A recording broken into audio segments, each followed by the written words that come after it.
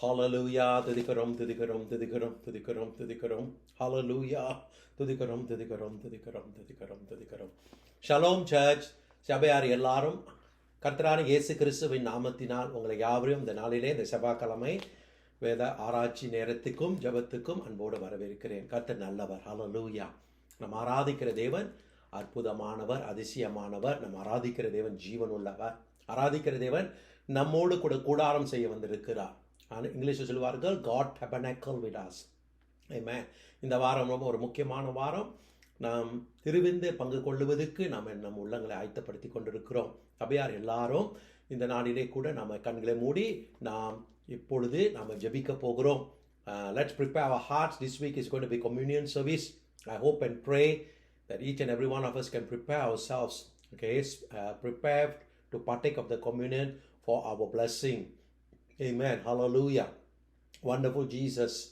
Wonderful Jesus. Thank you, Jesus. Thank you, Jesus. Thank you, Jesus. பாடல் புஸ்தகத்தில் 384வது பாடல், நான் மன்னிப்படைய. நன்றி அப்பா, உம்மை துதிக்கிறோம், நாங்கள் உம்மை சோத்தரிக்கிறோம், நாங்கள் உம்மை துதிக்கிறோம், நாங்கள் உம்மை சோத்தரிக்கிறோம். ஹalleluya. நாங்கள் உம்மை துதிக்கிறோம் துதிக்கிறோம் துதிக்கிறோம் துதிக்கிறோம் துதிக்கிறோம் துதிக்கிறோம் துதிக்கிறோம்.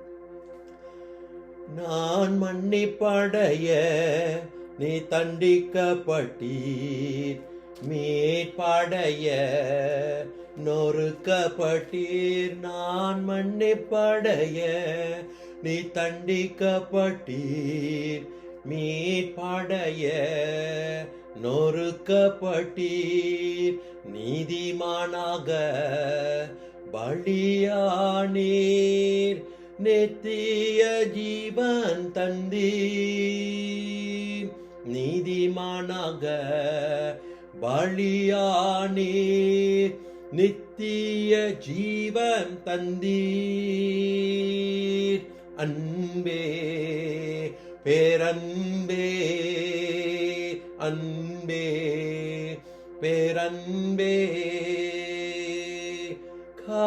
காயப்பட்டீர் நான் சுகமாக, என் நோய்கள் நீங்கியதே. காயப்பட்டீர் நான் சுகமாக, என் நோய்கள் நீங்கியதே. சுமந்து கொண்டீர் என் பாடுகள், சுகமானேன் தழும்புகளா. சுமந்து கொண்டீர் என் பாடுகள், சுகமானேன் தழும்புகளா. இம்மானுவேல் இயேசு ராஜா, இவ்வளவாய் அன்பு கூர்ந்தீர். இம்மானுவேல் இயேசு ராஜா, இவ்வளவாய் அன்பு கூர்ந்தீர். அன்பே பேரன்பே, அன்பே பேரன்பே. சாபமானீர் என் சாபம் நீங்க, மீட்டீரே சாபத்து நின்று. சாபமானீர் என் சாபம் நீங்க, மீட்டீரே சாபத்து நின்று. ஆபிரகாமின் ஆசீர்வாதங்கள் பெற்றுக்கொண்டேன் சிலுவையினால். ஆபிரகாமின் ஆசீர்வாதங்கள் பெற்றுக்கொண்டேன் சிலுவையினால். இம்மானுவேல் இயேசு ராஜா, எவ்வளவாய் அன்பு கூர்ந்தீர். இம்மானுவேல் இயேசு ராஜா, இவ்வளவாய் அன்பு கூர்ந்தீர். அன்பே பேரன்பே, அன்பே பேரன்பே. ஹல்லேலூயா. துதிக்கிறோம் துதிக்கிறோம் துதிக்கிறோம். நல்ல தகப்பனே, நாங்கள் இந்த வாரத்தின் முழுமையும் கர்த்தாவே நாங்கள் உம்மை துதிக்கிறோம் துதிக்கிறோம் துதிக்கிறோம்.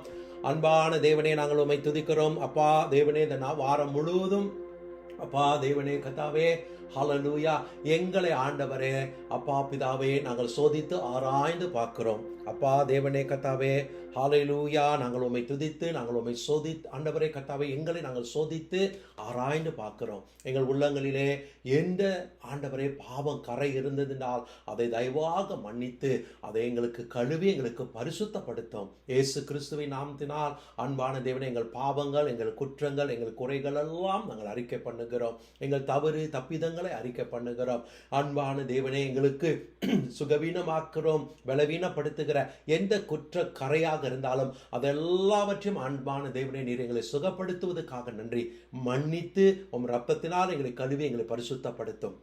இதோ இந்த நாளிலே இந்த வேத ஆராய்ச்சி நேரத்தை உம் கரத்தில் நாங்கள் ஒப்பு கொடுக்கிறோம். பரிசுத்தாவே நீ இறங்கி வருவீராக. பரிசுத்தாவியானவர் எங்களை அபிஷேகிப்பீராக. பரிசுத்தாவியானவர் எங்களை ஒவ்வொருத்தரையும் ஆட்கொண்டு நடத்துவீராக. பரிசுத்தாவியானவர் எங்க உண்டோ அங்க விடுதலை உண்டு. பரிசுத்தாவியானவர் ஆட்கொள்ளட்டும். பரிசுத்தாவியானவர் எங்களை நிரப்பட்டும். நசரீனான இயேசு கிறிஸ்துவின் நாமத்தினால் எல்லா ஆண்டவரே சாப கட்டுகள் உடையணும். இயேசு கிறிஸ்துவின் நாமத்தினால் ஆண்டவரே சாப பிசாசின் கிரிகள் முறியடிக்கப்படணும். இயேசு கிறிஸ்துவின் நாமத்தினால் Lord, we just thank you, we praise you, we worship you. Hallelujah. நன்றி அன்பான தேவனே, நாங்கள் உம்மை ஆராதிக்கிறோம். Hallelujah. Thank you Jesus. நன்றி அப்பா, நன்றி தகப்பனே, நன்றி ராஜா, நன்றி நன்றி நன்றி நன்றி. Hallelujah. துதிக்கிறோம் துதிக்கிறோம் துதிக்கிறோம்.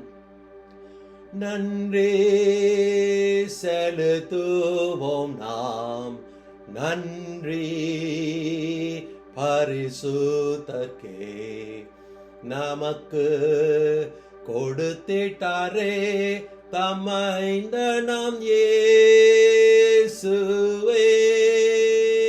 நன்றி செலுத்துவோம் நாம், நன்றி பரிசுத்தர்க்கே, நமக்கு கொடுத்திட்டாரே தம்மைந்த நாம் இயேசுவே. இப்போ பலவீனன் பலன்வான் என்பான், தரித்திரன் செல்வந்தன் என்பான். தேவன் நமக்கு நன்மை செய்தார். இப்போ பலவீனன் பலன்வான் என்பான், தரித்திரன் செல்வந்தன் என்பான். தேவன் நமக்கு நன்மை செய்தார். நன்றி. Give thanks with a grateful heart. Give thanks to the Holy One. Give thanks because He's given Jesus Christ, His Son. Give thanks with a grateful heart. Give thanks to the Holy One. Give thanks because He's given Jesus Christ, His Son. And now let the weak say, I am strong. Let the poor say, I am rich, because of what the Lord had done for us. And now let the weak say, I am strong. Let the poor say, I am rich, because of what the Lord has done for us. Give thanks. அன்பான தேவனே, நாங்கள் உம்மை துதிக்கிறோம். குமாரனான இயேசுவை எங்களுக்காக நீ தந்ததுக்காக நன்றி. இயேசு கிறிஸ்து சிலுவையின் பட்ட பாடுகளுக்காக நன்றி.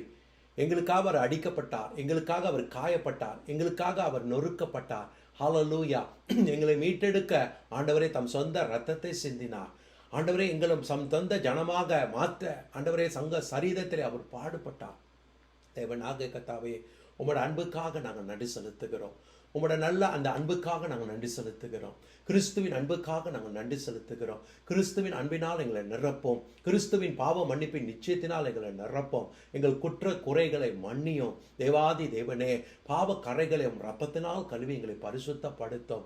ஒருபோதும் மறவாத உண்மை பிதா நீர் இருக்கையில் எங்களுக்கு என்ன குறை இருக்குகிறது? இந்த நாள் எங்கள் குறைகள், எங்கள் பலவீனங்கள், தப்பிதங்கள் எல்லாவற்றையும் மன்னியும் ஆண்டவரே. அக்கிரமங்கள் மீறுதல்கள் ஆண்டவரே கர்த்தாவை ஜெயித்து விட ஆண்டவரே கர்த்தாவே உமக்குள்ளாக இருந்த அதே அபிஷேகம் எங்களுக்குள்ளும் வரணும். இந்த உலகத்தை மேலும் இந்த உலகத்தை காரியத்திலும் நாங்கள் அன்பு கூறவே கூடாது. கிறிஸ்துவின் அன்பு ஒன்று தான் எங்களை ஏவ வேண்டும். பரிசுத்த ஆவியானவரே இந்த நாளில் எங்களை ஆட்கொண்டு நடத்தும். இந்த வேத ஆராய்ச்சி நேரத்தில் பரிசுத்த ஆவியானவர் எங்களை நிரப்பி பரிசுத்த ஆவியானவர் எங்களை நடத்தும்படி நாங்கள் ஒப்பு கொடுத்து ஜெபிக்கிறோம். வந்து கலந்து கொள்கிறவர்கள், பார்க்கிறவர்கள், கேட்கிறவர்களுக்கு அது விடுதலையாக மாறுவதாக நசரீனான இயேசு கிறிஸ்துவின் நாமத்தில் முற்றிலுமாக திருச்சபையாரும் கரத்தில் ஒப்பு கொடுத்து ஜெபிக்கிறோம் நல்ல பிதாவே. ஆமேன். பிரியமானவர்களே, இந்த நாளிலே கூட கர்த்தர் நல்லவர். ஹல்லேலூயா. ஆமென். Praise the Lord.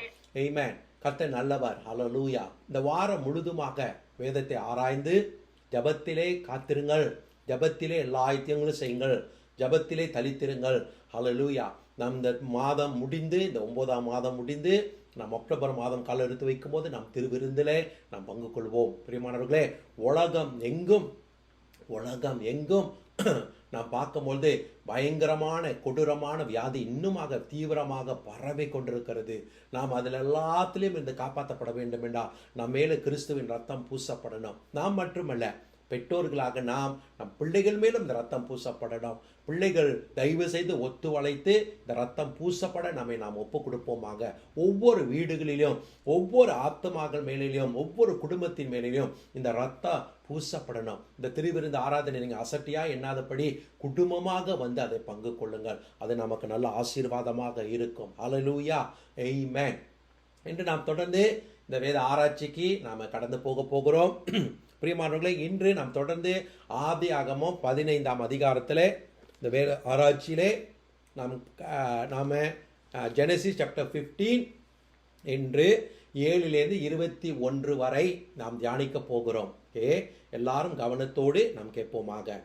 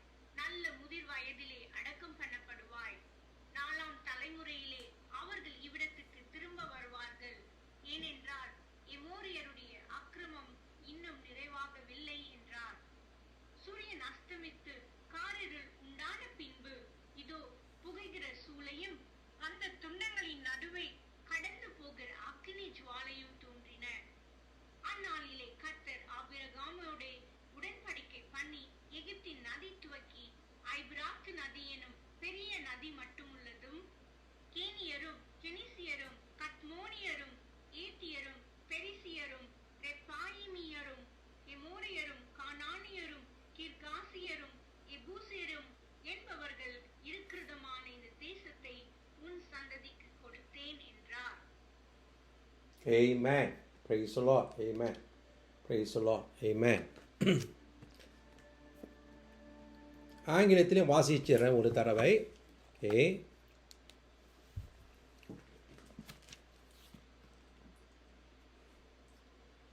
He also, verse 7, Genesis 15 verse 7, he also said to him, I am the Lord who brought you out of the Ur of the Chaldeans to give you this land to take possession of it. But Abraham said, O sovereign Lord, how can I know that I will gain possession of it? So the Lord said to him, bring me a heifer, a goat, and a ram, each 3 years old, along with a dove and a young pigeon. Abraham brought all these to him, cut them in two, and arranged the halves opposite each other. The birds, however, he did not cut in half. Then birds of prey came down on the carcasses, but Abraham drove them away. As the sun was setting, Abraham fell into a deep sleep, and a thick and a dreadful darkness came over him. Then the Lord said to him, know for certain that your descendants will be strangers in a country not their own, and they will be enslaved and mistreated for 400 years. But I will punish the nation they serve as slaves, and afterward they will come out with great possessions.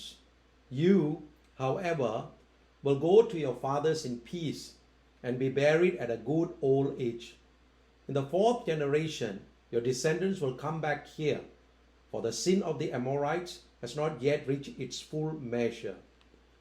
When the sun had set and darkness had fallen, a smoking fire pot with a blazing torch appeared and passed between the pieces. On that day, the Lord made a covenant with Abraham and said, to your descendants I give this land, from the river of Egypt to the great river the Euphrates, the land of the Canaanites, Kenizzites, Kadmonites, Hittites, Perizzites, Rephites, Amorites, Canaanites, Girgashites, and Jebusites. Hallelujah. கண்களை மூடி நாம் ஜெபிப்போமாங்க. அன்புள்ள ஆண்டவரே, நாங்கள் இந்த நாளிலே வாசித்த ஆதியாகமம் 15ஆம் அதிகாரத்திலே ஆபிரகாமோடு நீ செய்த அந்த உடன்படிக்கையை நாங்கள் இன்னைக்கு தியானிக்க போகிறோம். கிறிஸ்து இயேசுவின் நாமத்தினால் உம்மோட வெளிப்பாடுகளை நாங்கள் பெற்று, சத்தியத்தை நாங்கள் பெற்று, அந்த சத்திய வார்த்தையிலே நாங்கள் பிழைத்திருக்க ஜெபிக்கிறோம். கிறிஸ்துவை மகிமைப்படுத்தும். மறைவாக இந்த உடன்படிக்கைக்குள்ளாக உம்மை நீர் வெளிப்படுத்தி கொண்டிருக்கிறேன். இயேசு கிறிஸ்துவின் நாமத்தை வெளிப்படுத்தி கொண்டிருக்கிறேன். இயேசு கிறிஸ்துவை மகிமைப்படுத்தி கொண்டிருக்கிறேன். பரிசுத்த ஆவியானவரே, இறங்கி வாரும்.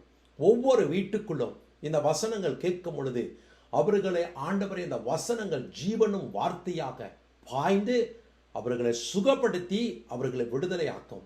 என்னெல்லாம் மனதையும் சிந்தனையும் கிறிஸ்து சாயலுக்கு மாற்ற முடியாதபடிக்கு தடையாக இருக்கிறதோ, இந்த உலகமோ, உலக சாயலோ, உலக மனிதர்களோட வார்த்தை அவர்களை சிறைப்பிடித்திருக்கிறதோ, அதில் எல்லாத்திலும் அவர்கள் விடுதலை பெறணும். அன்பு குறையாக இருக்கிறவர்களுக்கு அன்பு பொங்கணும். கீழ்ப்படியதலை கத்துத்தாரும். சந்தேகங்களை எடுத்து போடும். அவநம்பிக்கைகளை எடுத்து போடும். வாக்குத்தத்தம் பண்ணினவர் உண்மை உள்ளவர், வாக்கு அப்படியே நிறைவேற்றுவார் என்று நம்பிக்கை மூட்டும். நம்பிக்கை மூட்டும் வார்த்தை உன் வசனத்தில் மட்டும்தான் உண்டு. உன் பிரசனம் எங்களை விட்டு எப்பொழுதும் விலகாது. இயேசுவின் நாமத்தினால் நாங்கள் ஜெபிக்கிறோம் எங்கள் நல்ல பிதாவே, ஆமேன். பிரியமான சகோதர சகோதரிகளே, இந்த செவ்வாய்க்கிழமை இந்த வேத ஆராய்ச்சியிலே நாம் ஆதியாகமத்தின் புஸ்தகத்திலே 15ஆம் அதிகாரத்தை தொடர்ந்து நாம் வாசித்து தியானிக்கிறோம். ஆதியாகமம் 15ஆம் அதிகாரம் 6ஆம் வசனம் மிகவும் ஒரு ஆசீர்வாதமான வசனம். ஆபிரகாம் தேவன் சொன்னதை விசுவாசித்தான், அது அவனுக்கு நீதி எனப்பட்டது. இந்த வார்த்தை விசுவாசித்தான். பிள்ளையை பற்றி ஆண்டவர் சொல்லுகிறார், அவன்கிட்ட நான் உனக்கு ஒரு சொந்த பிள்ளையை கொடுப்பேன். பிள்ளை பறக்கக்கூட இல்லை, ஆனால் தேவ வார்த்தையை நிறைவேறினதை போல விசுவாசித்தான். அதனால் அவனுக்கு நீதி எனப்பட்டது. அதே போல நீங்களும் நானும் கர்த்தர் வார்த்தையை வாசிக்கும் பொழுது கர்த்தர் வார்த்தையிலே நமக்கு சொல்லப்படுகிற அந்த வாக்கு தத்தத்தை நாம் விசுவாசித்தோம் என்றால், நடக்கிறதுக்கு முன்பதாகவே விசுவாசித்தோம் என்றால் அது நமக்கு நீதி என எனப்படும். கர்த்தரோட வார்த்தைகள் எல்லாம் நமக்கு நல்லதையே போதிக்கிறதாக இருக்கிறது.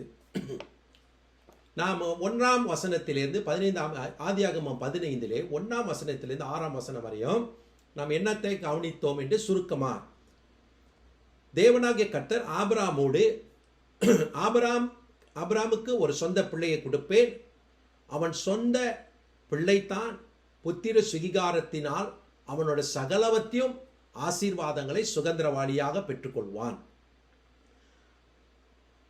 அதுக்கு பிற்பாடு நாம் இப்பொழுது 7 21 வரைக்கும் நாம் கடந்து போகும் பொழுது கர்த்தரான தேவன் ஆபிரகாமுக்கு தொடர்ந்து ஆவியிலே ஏவப்பட்டு அவனோட பேசுகிற வேளையிலே அவனுக்கு இந்த வருகால அவனோட சந்நிதி என்ன எப்படி இருக்கும் என்று நடக்கிறதுக்கு முன்பதாக அவனுக்கு தேவன் வெளிப்படுத்துகிறதை நாம் பார்க்கிறோம். இந்த உடன்படிக்கையிலே ஆபிரகாமுக்கு தேவன் ஒரு சொந்த பிள்ளையை மட்டும் கொடுத்து அந்த சொந்த மகன் மூலமாக எல்லா ஜாதிகளும் ஆசீர்வதிக்கப்பட வேண்டும் என்று தேவ சித்தமாக இருக்க வேளையிலே அந்த மகன் வளர்ந்து வர அந்த மகனுக்கென்று ஒரு சொந்த எல்லையும் ஒரு சொந்த தேசத்தையும் தருவதற்கு அவனோடு தேவன் வாக்குத்தத்தம் பண்ணுகிறார். அந்த வாக்குத்தத்தத்தை தேவன் இன்னைக்கு நாம் வாசிக்கிறதை நாம் கவனித்தோம் என்றால் அந்த வார்த்தையானது 400 வருடங்களுக்கு பிற்பாடு தான் நிறைவேறப் போகிறது. ஆபிரகாமுக்கு தேவன் சொன்ன வார்த்தை, இந்த உடன்படிக்கை 400 வருடங்களுக்கு பிற்பாடு நடக்க போகிற சம்பவம். ஆனால் கர்த்தர் அவனோட பேசும் பொழுது எல்லாம் பார்த்து கடந்து பார்த்ததே போல அவனோடு தேவன் பேச தொடங்குகிறார். அதே போல நீங்களும் நானும் பிரியமான சகோதர சகோதரிகளே, நம் ஜீவன், நம் எதிர்காலம், நம்ம பார்க்காத அந்த நாட்கள், நீங்கள் பார்க்காத உங்கள் பிள்ளைகள், பார்க்காத பேர பிள்ளைகள், அவர்களோட சரித்திரம் எல்லாம் தேவன் பார்த்து விட்டார். அவர் பார்த்து விட்டு அதுக்கு பிற்பாடு நம்மிடத்தில் இந்த நாள் அவர் நம்மோட பேசும்பொழுது நடந்து முடிந்தது போல பேசுவார். ஆதலால் தேவன் வார்த்தையை ஒருபோதும் சந்தேகிக்காதீர்கள். தேவனோட வார்த்தை ஆமேன். கர்த்தர் ஒரு மனிதனோடு பேச சித்தம் கொண்டார் என்றார், அவன் மிகவும் ஆசீர்வதிக்கப்பட்டவன். ஆபிரகாம் போல அவனுக்கும் தேவன் நீதியை விளங்க பண்ணுகிறார். ஹல்லேலூயா. சுருக்கமாக நாம் இதில் என்னத்தை பார்க்கிறோம் என்றால், இந்த 7 21 வரையும் உன் சந்நிதி புறஜாதிகள் கையிலே அடிமைகளாக வாழ்வார்கள். அவர்கள் அவர்களை உபத்திரவப்படுத்துவார்கள். ஆனால் நான் உனக்கு செய்கிற இந்த உடன்படிக்கையை நினைவு மூட்டி 400 வருஷத்துக்கு பிற்பாடு நான் அவர்களை விடுதலை ஆக்கி கொண்டு வருவேன்.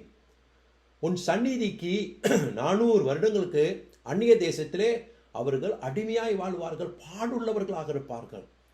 பாடுள்ள ஒரு பாருங்க, அவன் சந்நிதி, அவன் குமாரன் பிள்ளையை கொடுப்பேன் என்று சொன்ன பிற்பாடு அந்த பிள்ளை சந்நிதி பாடுள்ள சந்நிதியாக இருக்கும். அந்த பாடு பட்ட பிற்பாடு நான் அவர்களை விடுதலையாக்கி கொண்டு வருவேன். இதுதான் அவர் தீர்க்க தரிசனமாக மறைமுகமாக என்னத்தை சொல்லுகிறார், இயேசு கிறிஸ்துவினுடைய சிலுவையின் பாடுகளை முன்குறித்து இந்த இடத்திலே சொல்லுகிறார். அல்லேலூயா. ஸோ இதுதான் முக்கியமான சத்தியங்கள். இப்போது நாம் ஒவ்வொன்றாக நாம் கவனிக்க போகிறோம். பிள்ளையை கொடுத்த அவர் அந்த பிள்ளையை வளர்த்தெடுப்பதற்கு எல்லா காரியத்திலும் பொறுப்பாக இருக்கிறார். ஒரு ஆபிரகாமுக்கு ஒரு சொந்த தேசத்தின் எல்லையை தருகிறார். அதில் தேவன் ஆபிரகாமோடு கூட இருந்து ஆபிரகாமை ஆசீர்வதிக்கிறார். அந்த மகன் வருகிறதுக்கு முன்பதாகவே ஆண்டவர் எல்லா ஆயத்தங்களையும் செய்வதை நாம் பார்க்கிறோம். நீதிமொழிகள் 24:1 நாம் என்னத்தை பார்க்க போகிறோம், தேவன் தேசத்தை தருகிறார். தேவன் தேசத்தை தருகிறார். நீதிமொழிகள் 24:1 சொல்லுகிறது, பூமியும் அதன் நிறைவும் உலகமும் அதில் உள்ள குடிகள் எல்லாம் கர்த்தருடையது. பூமியும் அதில் நிறைவும் உலகமும் அதில் உள்ள குடிகள் எல்லாம் கர்த்தருடையது. அப்போ அந்த பூமியே கர்த்தருடையது.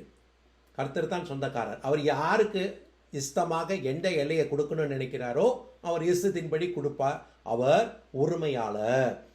அப்படி இருந்தும் 1வது பாயிண்ட், கர்த்தர் தம் ஜனத்துக்கு ஆபிரகாம் சந்நிதிக்கு பூமியெல்லாம் சொந்தமாக இருந்தாலும் ஒரு எல்லையை இஸ்ரவேல் தேசம் என்று சொல்கிற ஈஜிப்தில் இருந்து யூப்ரேட்டிஸ் நதி வரைக்கும் உள்ள இந்த நிலத்தை அவர்களுக்கு தருகிறார். இதைதான் வாக்கு தத்தமாக சொல்கிறார். இந்த எல்லையை நான் உனக்கு வாக்கு தத்தமாய் கொடுக்கிறேன்.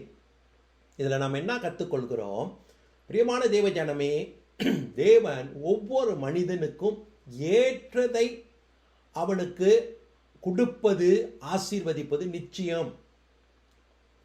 எல்லாத்தையும் அல்ல, ஏற்ற எல்லையை போல் ஒரு தேசத்துக்கு, ஒரு ஜாதிக்கு, ஒரு தேசம் ஒரு எல்லை கொடுப்பது போல உங்களுக்கும் எனக்கும் கர்த்தர் சில காரியங்கள் ஒதுக்கி வைத்திருக்கிறார்.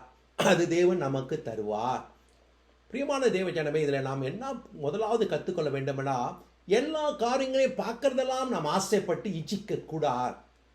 பார்க்கறது எல்லாத்தையும் பார்த்து நாம் ஆண்டவர்கிட்ட கேட்கவும் கூடாது. தேவன் எதை நமக்கு வைத்திருக்கிறாரோ அதை நாம் புரிந்து கொண்டு வெளிப்பாடாய் பெற்று அதுக்காக குறிப்பாக ஜெபியுங்கள். வீணான காரியங்களும் உலக மனிதர்கள் போல நம்முடைய ஜபம் அலங்கோலமாக இருக்கக்கூடாது, தெளிவாக இருக்கணும். பிரியமான தேவ ஜனமே, உங்களுக்கு தேவன் வாழ்வதற்கு ஒரு எல்லை ஒன்று உண்டு. உங்கள் குடும்பத்துக்கு ஒரு வீடு கொடுப்பது நிச்சயம். உன் பிள்ளைகளுக்கு படிக்கிறதுக்கு ஸ்கூலு நிச்சயம். நம் வீட்டிலே ஆகாரம் தேவன் போஷிக்குவது நிச்சயம். ஒவ்வொருத்தருக்கும் தேவன் ஒரு வேலையை கொடுப்பது நிச்சயம். இதெல்லாம் நாம் புரிந்து கொள்ளணும். அதனால புறஜாதிகளை போல, அந்நியர்கள் போல, அந்நிய தேவர்கள் வணங்குறத போல எல்லாத்தையும் மேலும் அப்படியே ஒரு இது இச்சித்து ஆசைப்படக்கூடாது. கர்த்தாவே, ஒரு பாருங்க, எல்லாத்திலையும் நீங்க ஜெபிங்க. ஆண்டவர் எந்த சித்தம் வைத்திருக்கோ அது கொடுக்கட்டும். ஆசைப்பட்டதெல்லாம் கேட்காதீங்க. Price the Lord. லோத்து தான் ஆசைப்பட்டான், பசுமையான நிலத்தை ஆசைப்பட்டான். ஆனால் அவனுக்கு அது கை கூட நினச்சி, அதான் அவனை கைவிட்டும் போவது ரொம்ப சீக்கிரமாக இருந்தது. ஆனால் தேவன் தந்ததோ நிலையானது. ஆதலால் நீங்கள் ஆண்டவர்கிட்ட ஜெபிங்க.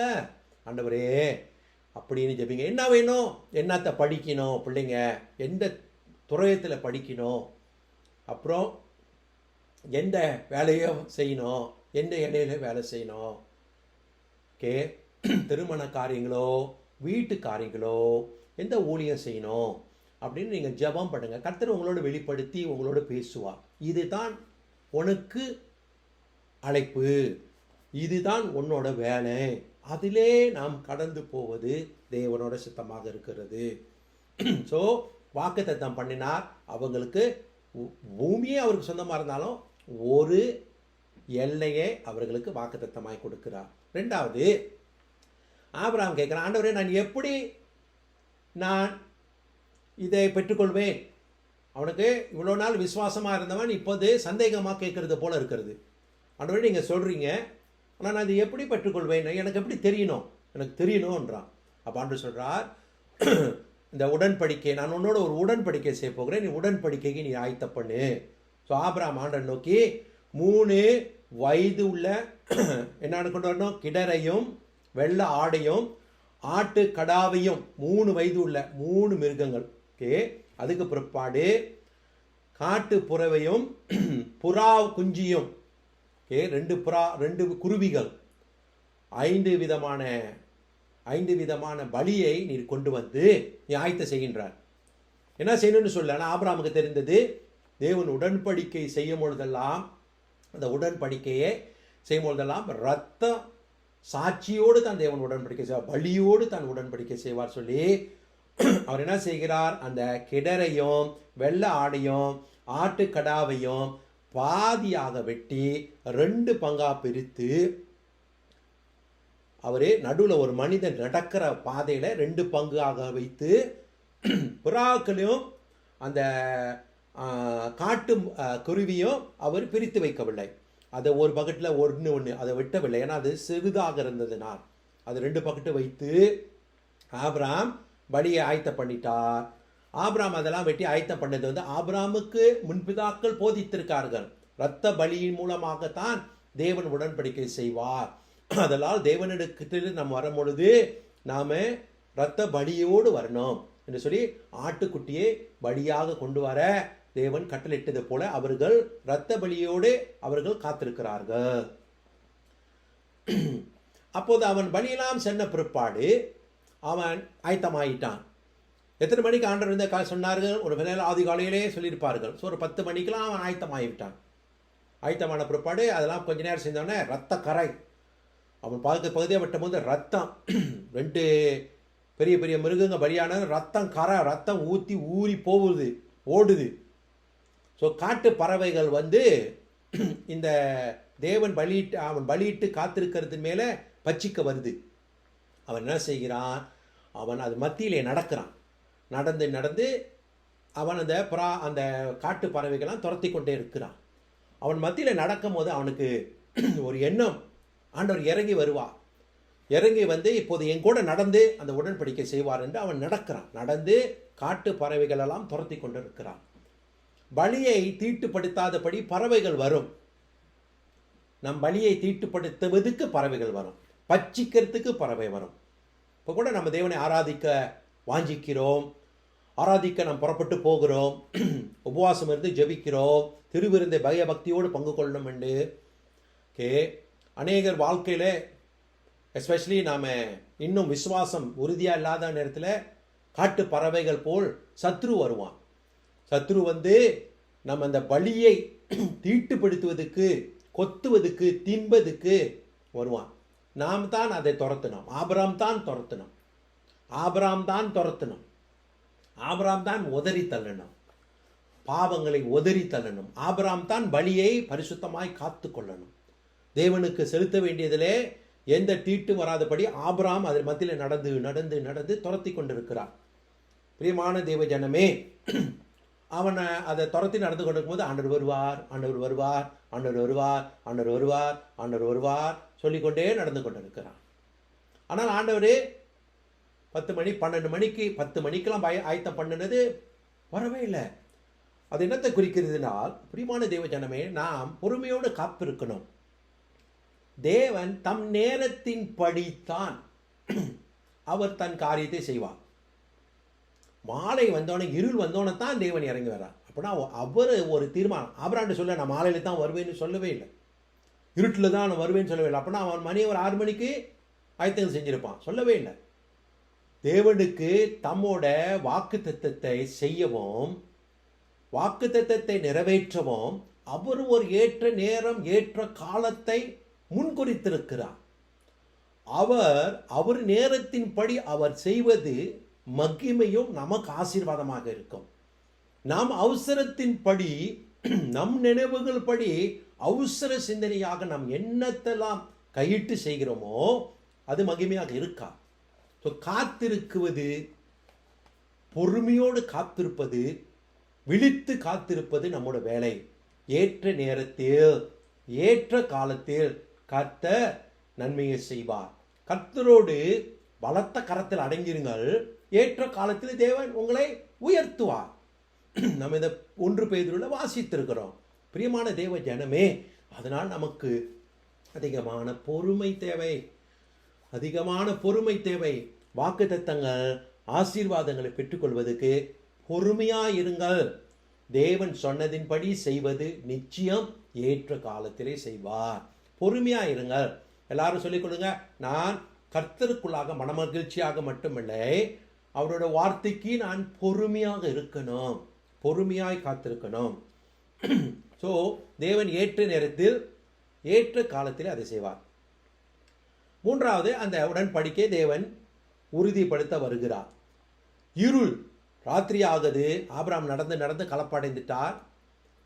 கொஞ்சம் இருள் வரும்போது ஆகாயத்தின் பறவைகள் எல்லாம் ஓடி ஒளிஞ்சிருச்சு, ஆகாயத்தின் பறவைகள்லாம் மறைஞ்சு போச்சு. ஆபிரகாமுக்கு இப்போ ராத்திரி சாயந்தரம் ஆனாலும் கலப்பு. இருள் வந்த பிற்பாடு ஆபிரகாம் ஒரு ஆழ்ந்த நித்திரைக்குள் போகிறார். அந்த ஆழ்ந்த நித்திரைக்குள் போகும்பொழுது 2 காரியம் நடக்குது. அந்த ஆழ்ந்த நித்திரைக்குள் போகும்போது தேவன் இப்பொழுது அவனோட அந்த ஆழ்ந்த நித்திரையிலே சொப்பனம் மூலமாகவோ தரிசனம் மூலமாகவோ தொடர்ந்து பேச தொடங்குகிறார். இதுக்கு பிற்பாடு அவன் நித்திரைக்குள் இருக்கிறான். இவ்வளோ நாள் அவனுக்கு வார்த்தை உண்டாயிட்டு, ஆனால் இப்போது அவன் நித்திரைக்குள் இருக்கிறான். ஆழ்ந்த நித்திரை நேரத்தில் தரிசனமோ சொப்பனம் மூலமாக தொடர்ந்து தேவன் காலையில் பேசினதை உறுதிப்படுத்த பேசிக்கொண்டிருக்கிறார். 2வது, அவன் ஏன் நித்திரைக்குள் போகிறான் என்றால், அந்த நித்திரைக்குள் அவன் போவது சந்நிதியை குறிக்கிறது. அவன் சந்நிதியை குறிக்கிறது. அவன் காலங்கள் முடிந்து அவன் சந்நிதி காலம் முடிந்து 400 வருடங்களுக்கு பிற்பாடு இந்த தேசம் அவனுக்கு வாக்குத்தத்தமாக கொடுக்கப்பட்ட தேசத்தை வருவார். ஆனால் அவன் நித்திரை ஆன பிற்பாடு, அவன் சந்நிதி நித்திரை ஆன பிற்பாடு, எத்தனையோ காலங்களுக்கு பிற்பாடு, ஹல்லேலூயா, மகிமையான ஒரு உடன்படிக்கை, இதே உடன்படிக்கையை தேவன் இந்த பூமியிலே செய்ய இறங்கி வருவார். ஸோ என்ன செய்கிறார் பாருங்க, உடன்படிக்கையை அவனுக்கு வாக்குத்தத்தமாய் கொடுக்கிறார். 13ஆம் வசனத்திலிருந்து 16 வரைக்கும், நான் அப்ராம் உனக்கு உன் சந்நிதிக்கு இந்த இடத்தை கொடுக்கிறேன், உடன்படிக்கை. ஆனால் அதை நிறைவேற்றுவது வசனம் 17 21 வரை. வசனம் 17 அவன் தூங்கின பிற்பாடு தான் அதை நிறைவேற்றுகிறான். அதே போல தேவன் நம்மோடு உடன்படிக்கை செய்து அதை நிறைவேற்ற கொஞ்சம் காலம் வர வேலையிலே நாம் பொறுமையோடு காத்திருக்கணும். சில நேரங்களிலே தேவன் நம்மோடு செய்கிற உடன்படிக்கை நம் பிள்ளைகள் மூலமாக நிறைவேற்றுவார், நம் பேர பிள்ளைகள் மூலமாக நிறைவேற்றுவார். சபைகளிலே தேவன் செய்கிற உடன்படிக்கை ஒரு சமயத்தில் இந்த சந்நிதியிலே நாம் அதை பார்க்க மாட்டோம், அடுத்த சந்நிதி அடுத்த 7ஆம் தலைமுறையிலே நாம் பார்ப்போம். அதனால் நாம் பொறுமையாக தேவனிடத்தில் தேவன் சொன்னதை மட்டும் நாம் பற்றி கொள்ளணும், சொன்னதை மட்டும் உறுதியாய் பிடித்து கொள்ளணும். கர்த்தர் ஏற்ற காலத்தில் ஏற்ற நேரத்தில் செய்வார். ஆபிரகாமுக்கு தேவன் சமாதானத்தை தர, ஆபிரகாம் நீ நல்லா நித்திரை அடைந்து உன் காலம் முடிஞ்சிடும், நீ சமாதானமான நித்திரை கொடுப்ப, உன் வாழ்க்கை சமாதானமாய் முடியும். எவ்வளோ ஒரு பாக்கியம். ஸோ அது நடக்கிறது. அவன் அந்த காரிருள் மூடின பிற்பாடு ஆபிரகாம் ஆழ்ந்த நித்திரைக்குள் இருக்கும் பொழுது தேவன் அவன் மத்தியிலே தோன்றுகிறார், பிதாவான தேவன் தோன்றுகிறார். வசனத்தில் நாம் வாசிக்கிறோம், புகை மூட்டமான ஒரு தூபமும் அக்கினி பந்தமும் இறங்கி வந்து ஆண்டவர் பேசுறார். அப்ராம் உன் சந்நிதியை பற்றி நான் இப்போ தீர்க்க தரிசனம் சொல்லுகிறேன். 400 வருடங்கள் அவர்கள் அடிமையாக அந்நிய தேசத்தில் இருப்பார்கள். நான் 400 வருடங்களுக்கு பிற்பாடு உன் மத்தியிலே நான் செய்கிற இந்த உடன்படிக்கையை நினைவு கூர்ந்து நான் அந்த தேசத்தை தண்டித்து உன் ஜனத்தை உன் சந்நிதியை நான் கொண்டு வந்து இப்பொழுது நான் வாக்கு பண்ற இந்த எல்லையை அவர்களுக்கு தருவேன் சொல்லுகிறார். சொன்ன பிற்பாடு தேவன் இறங்கி வருகிறார். இந்த வார்த்தை முதலாவது வருகிறது, அப்புறம் தேவன் இறங்கி வருகிறார். அதே போல இயேசு கிறிஸ்துவினோட பிறப்பை குறித்து தீர்க்க தரிசனம் உரைக்கப்படுவது எத்தனையோ ஆண்டுகளுக்கு பிற்பாடு இயேசு இந்த பூமிக்கு இறங்கி வருகிறார். பிதாவான தேவன் இங்கு ஆபிரகாமத்தில் இறங்கி வருகிறார். புகமூட்டம், அவன் ஆஃப் ஸ்மோக்கிங் பாட், தூபமும் நறுமணம் ஒரு பக்கத்து, இன்னொரு பக்கத்து அக்கினி பந்தம். அந்த ஆபிரகாம் பலி செலுத்தினது நடுவிலே தேவன் கடந்து போகி நான் உன்னோட உடன்படிக்கை செய்கிறேன். பிரியமான தேவ ஜனமே, அது அப்படியே நடந்ததுன்னு நமக்கு தெரியும். 400 வருடங்களுக்கு பிற்பாடு இஸ்ரவேல் ஜனம் எகிப்திலே அடிமையாக இருந்தார்கள். அவர்களோட பெருமூச்சு சத்தம் தேவனுக்கு கேட்டது. தேவன் மோசையை அனுப்பினார். மோசேயின் மூலமாக எகிப்தை தேவன் வாதித்தார். வாதித்து கடைசியான அந்த வாதை மரண வாதை. தலைச்சன் பிள்ளைகள், மூத்த பிள்ளைகள் எல்லாம் தேவன் அடித்து இஸ்ரவேல் ஜனத்தை தேவன் விடுதலை ஆக்கி அவர்களை தேவன் வாக்குத்தத்தம் பண்ணின இந்த கானான் தேசத்துக்கு கொண்டு வந்தார். ஆனால் அது இந்த பூமியிலே தேவன் செய்த இந்த உடன்படிக்கையை ஆபிரகாமுடன் நிறைவேற்றினார். நான் ஆபிரகாமும் சந்நிதிக்கும் விசுவாசம், நீதிமான் விசுவாசத்தினால் பிழைக்கிறான் என்று நீதிமான் சந்நிதிக்கு அதே காரியம் ஆபிரகாமிலிருந்து 2000 வருடங்களுக்கு பிற்பாடு கல்வாரி என்று சொல்லுகிற மலையிலே அவர் மறுபடியும் ஒரு குமாரனை தருகிறார். தம்மையே தம் சொந்த குமாரன் என்று பாராமல் நம்மேல் அன்பு கூறும்படி அந்த குமாரனை தருகிறார். அந்த குமாரன் வாக்குத்தத்தம் பிள்ளை மட்டுமல்ல, அந்த குமாரனே பலியாக அந்த பலியாகினார். சிலுவையிலே அடிக்கப்பட்டு துண்டிக்கப்பட்டு காயப்பட்டு இரத்த பலியாக தொங்கினார். நான் பார்க்கிறோம், அவரோட இரத்தமும் பிக்கப்பட்ட அந்த சரீரத்தினால் இன்று ஆபிரகாமோடு தேவன் செய்த உடன்படிக்கை என்ன சொல்கிறார்? இந்த நிலத்தை நான் தருகிறேன், உனக்கு ஒரு பிள்ளையை தருகிறேன், அதுக்கு பிற்பாடு இந்த நிலத்தை தருகிறேன், சொந்தமாக தருகிறேன். இயேசு கிறிஸ்து தேவன் வரும்பொழுது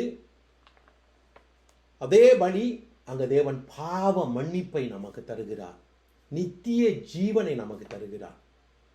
ஒரு நிலம் அல்ல, பரலோகத்தை நமக்கு தருகிறார்.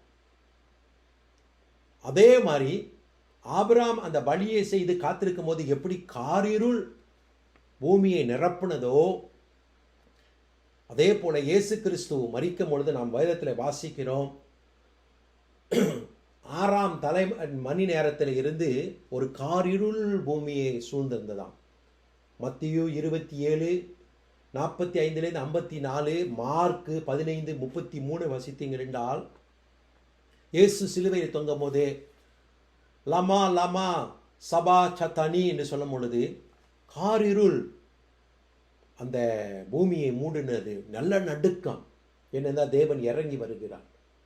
இறங்கி வந்த அன்றைக்கு ஆபிரகாம் பலியிட்ட அந்த பலியிலே கடந்து போனது போல் இயேசு என்ற இந்த பலியிலே பிதாவான தேவன் கடந்து போகிறார்.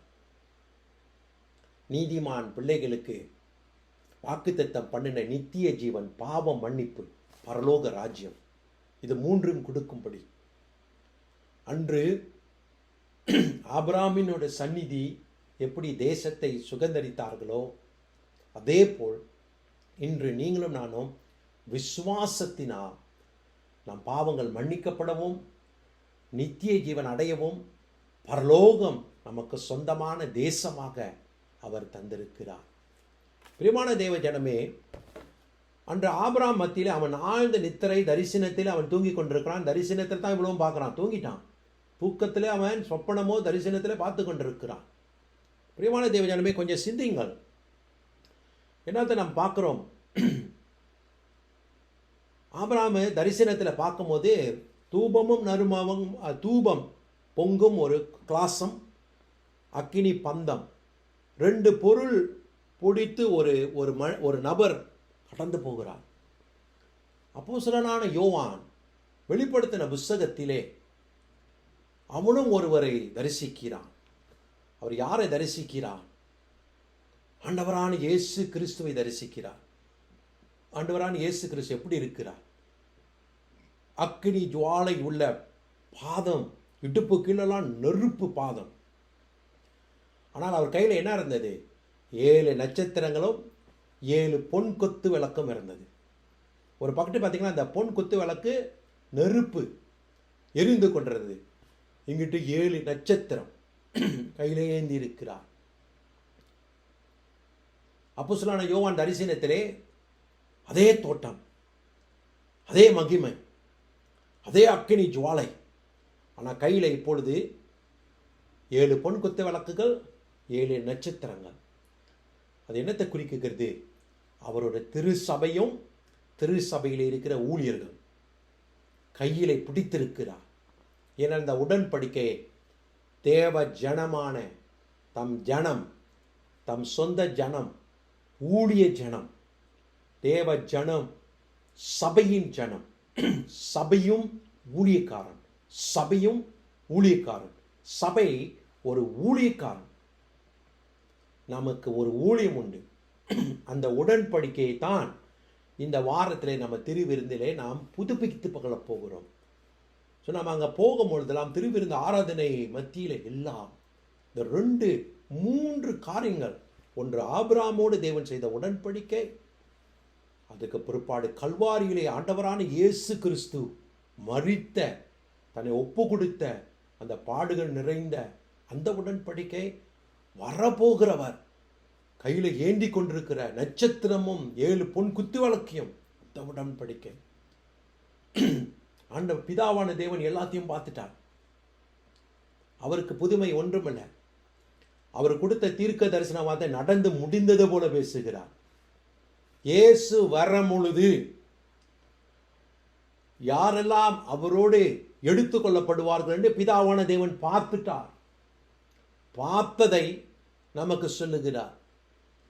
நாம் இன்னைக்கு நமக்கு அது வரப்போகிற காரியம். ஆனால் தேவனாகிய கர்த்தருக்கு அது வரப்போகிற காரியம் அல்ல, நடந்து முடிந்த காரியம். நானே ஆதியும் நானே அந்தமும், நானே அல்பா நானே ஒமேகா, நானே ஆரம்பம் நானே முடிவு. முடிவை பார்த்தவர், கடைசி நாளை பார்த்தவர் இன்று நம் மத்தியிலே உலாவி வருகிறார்.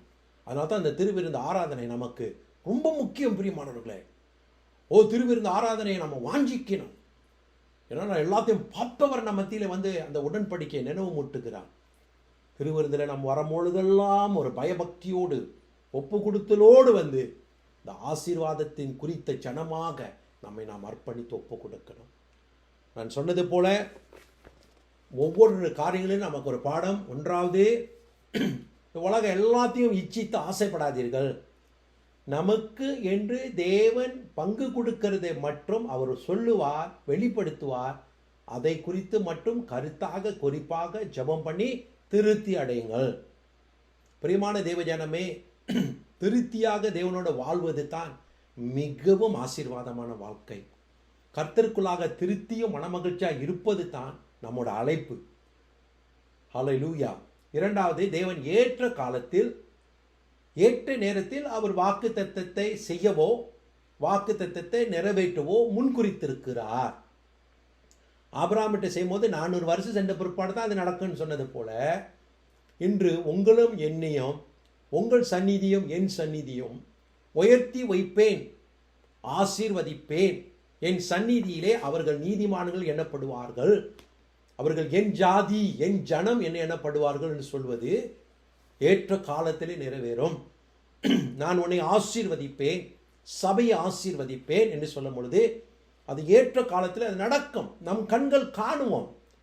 நாம் நித்திரை அடி தூங்கிவிட்டா கூட அது நடப்பது தான். ஆனால் இன்னைக்கு வாக்குத்தத்தம் பண்ணினார்ல, இவரை நம்ம பற்றி கொள்ளணும், இவரை நாம் இறுக்கி பிடித்துக்கணும். ஏனென்றால் அது அப்படியே நடக்கும். மூன்றாவது, நாம் என்ன கற்றுக்கொள்கிறோம்? ஹல்லேலூயா. எல்லா வாக்குத்தத்தங்களுக்கும் மேலாக முக்கியமான வாக்குத்தத்தம் கல்வாரியிலே ஆண்டவரான இயேசு நம்மோடு செய்த உடன்படிக்கை தான். எல்லா உடன்படிக்கையா மகிமையான உடன்படிக்கை கல்வாரி தான். இயேசு தம் சொந்த இரத்தத்தினாலும் சொந்த சரீரத்தினாலும் செய்கிற அந்த உடன்படிக்கை, அது நமக்கு எவ்வளோ பாக்கியமாக நமக்கு இன்னைக்கு தேவன் அருளுகிறார். அதை நமக்கு தந்திருக்கிறார், பாக்கியத்தை கொடுத்திருக்கிறார். எத்தனையோ கோடி கோடி ஜனங்கள் ஏங்குகிறார்கள், தவிக்கிறார்கள். ஆதி திருசபை கல்லறை குவைகளெல்லாம் நின்று இந்த திருவிருந்தை பங்கு கொண்டார்கள்.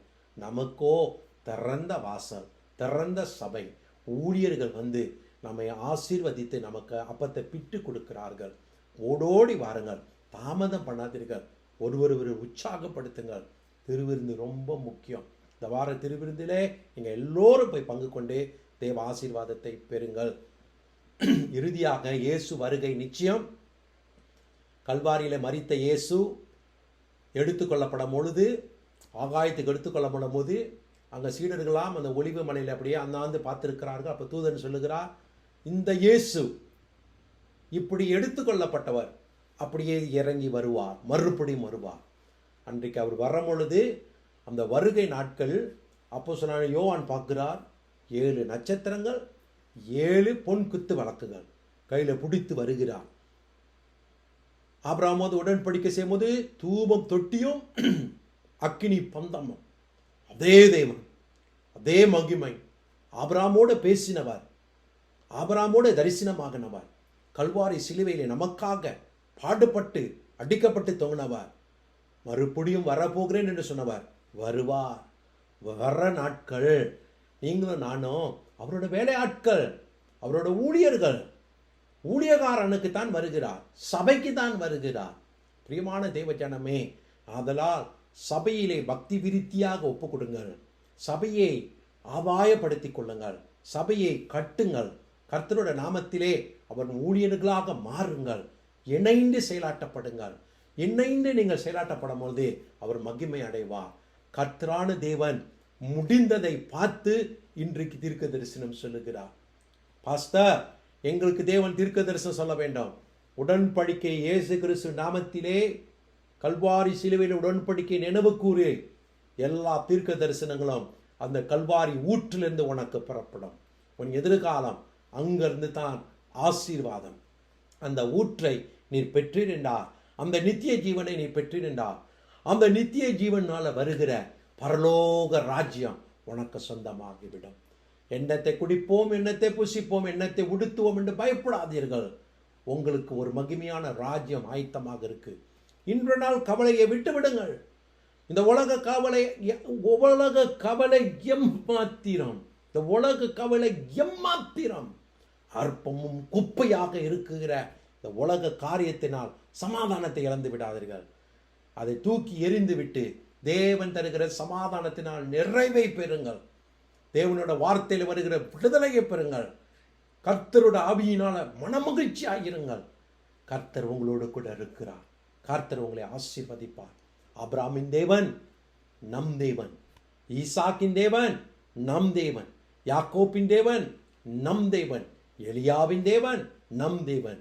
இயேசு கிறிஸ்து என்ற அந்த நாமத்திலே நம் மத்தியிலே மாமிசமாகினார். நம்மை போல் மனிதனாக உள்ளாவி வந்து நம்மோடு கூட வாசம் பண்ண சித்தமாக இருக்கிறார். இன்றைக்கு அந்த தேவனே ஆவியாக வாசம் பண்ணி கொண்டிருக்கிறார். அவர் பிரசன்னத்தை நாம் எல்லாரும் உணர்வோம். கண்களை மூடி அப்படியே ஜெபிப்போம். ஹல்லேலூயா, ஹல்லேலூயா. பரிசுத்த ஆவியானவரே உமக்கு நன்றி, நன்றி. ஆவியானவரே உமக்கு நன்றி, ஆவியானவரே உமக்கு நன்றி, ஆவியானவரே உமக்கு நன்றி, ஆவியானவரே உமக்கு நன்றி. பரிசுத்த ஆவியானவரே உமக்கு நன்றி, நன்றி.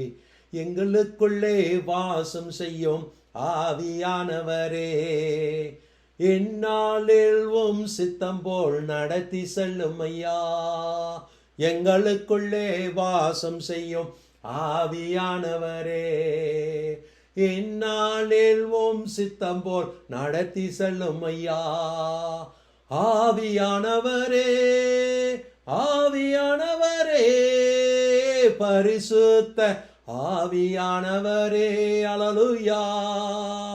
ஆவியானவரே, ஆவியானவரே, பரிசுத்த ஆவியானவரே, அல்லேலூயா. நன்றி, நன்றி அப்பா, நன்றி அப்பா. தேவ பிரசனம், தேவ பிரசனம் ஒவ்வொரு பிள்ளையும், ஒவ்வொரு மகனும், ஒவ்வொரு மகளும், ஒவ்வொரு குடும்பமும் இந்த சபையை பரிசுத்த தேவ பிரசனம் அப்படியே இறங்கி நிரப்புவதாக. தேவ பிரசனம், அந்த அபிஷேகம், அன்பான தேவனே, ஒவ்வொருத்தரும் நிரப்பட்டோம், ஒவ்வொருத்தரும் நிரப்பட்டோம். எங்களை மட்டுமல்ல ஆண்டவரே, ஊழியர்களும், ஆண்டவரே, சபையும், பெற்றோர்களும், பிள்ளைகளும், அன்பான தேவனே, போகும் வழியை போதிக்கிறவர். அந்த வழியிலே பிள்ளைகள் நடக்கணும், பக்தியாக நடக்கணும். இந்த உலகத்தின் இச்சைகளிலும் ஆசைகளிலும் சிக்கிக்கொள்ளக்கூடா.